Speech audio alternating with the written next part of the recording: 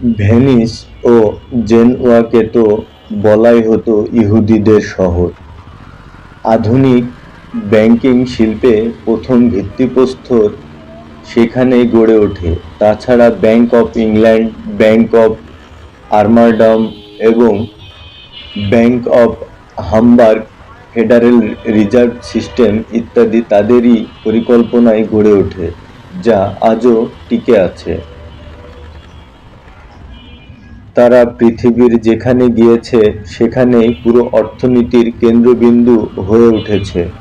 একসময় স্পেন ছিল স্বর্ণ বাণিজ্যের কেন্দ্রবিন্দু। তাদের বের করে দিলে স্পেনের অর্থনীতি এমনভাবে ভেঙে পড়ে যা আজও পুনরুদ্ধার করা সম্ভব হয়নি। ইউরোপের অর্থনৈতিক ইতিহাস বিভাগের ছাত্ররা প্রায়ই একটা বিষয় ভেবে খুব অবাক হয়, বিশ্ব বাণিজ্যের কেন্দ্রবিন্দু কেন বারবার পরিবর্তিত হয়েছে। জেন্টাইলদের রক্ত যেন ইহুদিদের মাঝে প্রবেশ করতে না পারে, তাই বিয়ে-শাদীর ব্যাপারে তাদের রয়েছে বিশেষ আইন। মধ্যযুগীয় বিভিন্ন দলিল থেকে জানা যায়, তাদের সংগ্রহে এমন অনেক তথ্য থাকত যা তৎকালীন রাজা বাদশাহদের কাছেও থাকত না। দূরদর্শী ক্ষমতার দিক দিয়ে তাদের সমতুল্য পৃথিবীতে আর কোনো জাতি ছিল না।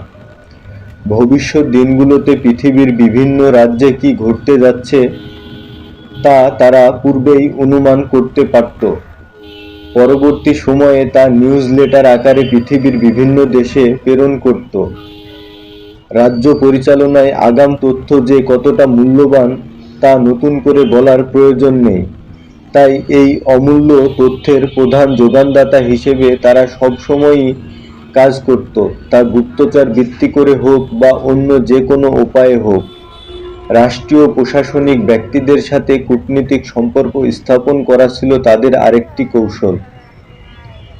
এই সুবিধাকে কাজে লাগিয়ে তারা প্রতিটি রাষ্ট্রে ঋণ ব্যবস্থার এজেন্ট বনে যায়, গড়ে তোলে আন্তর্জাতিক ব্যাংকিং নেটওয়ার্ক। প্রতিটি রাষ্ট্রে তাদের কিছু এজেন্ট থাকত, যারা সেখানকার আর্থিক লেনদেনের হিসাব রাখত। প্রয়োজনে বিভিন্ন রাষ্ট্রকে বড় অঙ্কের ঋণ দেওয়ার এখতিয়ার পর্যন্ত তাদের ছিল। তাদের বলা হতো কর্ট জিও।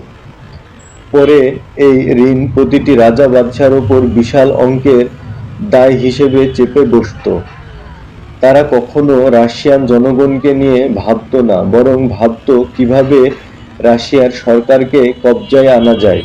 একই পরিকল্পনা করত জার্মানি, ফ্রান্স ও ইটালি সহ পৃথিবীর প্রতিটি রাষ্ট্রকে নিয়ে। খুব কৌশলে তারা এক রাজাকে অন্য রাজার বিরুদ্ধে যুদ্ধে লেলিয়ে দিত। ভয় ও কুসংস্কারের জাতাতলে কাবু করে রাখত প্রতিটি জাতিকে। তবে ঠিক যে ব্যক্তি হিসেবে কিছু সৎ ও পরোপকারী ইহুদি সব যুগেই খুঁজে পাওয়া যাবে। শান্তির বাণী প্রচার করাই যে ইসরায়েলের একমাত্র উদ্দেশ্য, এমন চেতনা কেবল তারাই লালন করে। তারপরও জাতিগতভাবে তাদের ওপর সাধারণ মানুষের যে বিদ্বেষ তা কখনো বন্ধ হয়নি।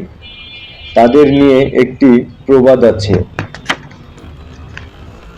ইসরায়েল একটা আঙুর গাছের মতো, তার শাখা প্রশাখা যতই কাটা হোক না কেন তা আবারও গজাবে, কারণ তার শিকড় রয়েছে মাটির নিচে, অনেক গভীরে। আজকের যে আন্তর্জাতিক ব্যাংকিং নেটওয়ার্ক, তার সূত্রপাত হয়েছিল অষ্টাদশ শতাব্দীতে। জার্মান ইহুদি পরিবার রথচাইল্ড হলো এই শিল্পের কাণ্ডারি। ইংল্যান্ড, ইটালি, ফ্রান্স ও অস্ট্রিয়া সহ আরও অনেক দেশে তাদের শাখা প্রতিষ্ঠান গড়ে ওঠে। যখনই কোনো রাজার অর্থের প্রয়োজন হয়, তারাই এই নেটওয়ার্কের মাধ্যমে সরবরাহ করত। আবার যদি কোনো রাজা মূল্যবান সম্পদ যেমন স্বর্ণ, রৌপ্য, কপার ইত্যাদি ব্যবহার না করে বিদেশি ঋণ পরিশোধ করতে চাইত, তবে ব্যাংকারগণ চেকের মতো ছোট্ট একটি কাগজের টুকরো স্বাক্ষর করে সেই দেশের শাখায় পাঠিয়ে দিত। এই কাগজের টুকরো আজকের দিনে ব্যাংক চেকে রূপ নিয়েছে। আমেরিকার ইতিহাসে প্রথম যে সামরিক বাহিনী গঠিত হয় তাতেও ছিল ইহুদিদের মোটা অঙ্কের বিনিয়োগ। বিভিন্ন দেশে কূটনৈতিক অফিস স্থাপনের ধারণা সর্বপ্রথম তাদের মাথা থেকে উদ্ভাবিত হয়। ফলে ইউরোপের দেশগুলোতে যখন নতুন কোনো সুযোগ বা সম্ভাবনা দেখা দিত, প্রথম তারাই সে খবর পেত। প্রথম বিশ্বযুদ্ধের পর একটি শান্তি চুক্তি স্বাক্ষরিত হয়, যার দরুন আমেরিকার বাজার জার্মানদের জন্য উন্মুক্ত হয়। এতে করে সে দেশের সাধারণ জনগণ লাভবান হয়েছে তা নয়, কারণ পুরো ঘটনার আড়ালে ছিল সেখানকার ইহুদিরা। তারা জার্মান নাগরিকত্বকে ঢাল হিসেবে ব্যবহার করে আমেরিকায় প্রচুর অর্থ বিনিয়োগ করে, সিন্ডিকেট উপায়ে প্রতিটি শিল্পের ওপর থাবা বসাতে শুরু করে। ফলে অনেক ব্যবসায়ী নিরুপায় হয়ে তাদের কার্যক্রম গুটিয়ে নিতে বাধ্য হয়। বিশ্বযুদ্ধ শুরুর আগে আমেরিকা জার্মানি হতে প্রচুর তুলা আমদানি করে, আবার আরও অনেক তুলা রপ্তানির জন্য প্রস্তুত রাখা হয়েছিল, কিন্তু যুদ্ধ শুরুর পর তা আর রপ্তানি করা সম্ভব হয়নি। মালিক সমিতি এত তুলা নিয়ে কি করবে, সব তো নষ্ট হয়ে যাবে। ফলে তারা বাধ্য হয়ে তুলা নিলামে উঠাতো। এ সময় লন্ডনে থাকা ইহুদিরা সেই পাহাড় পরিমাণ তুলা নিলামের ভিত্তিতে কিনে নেয়।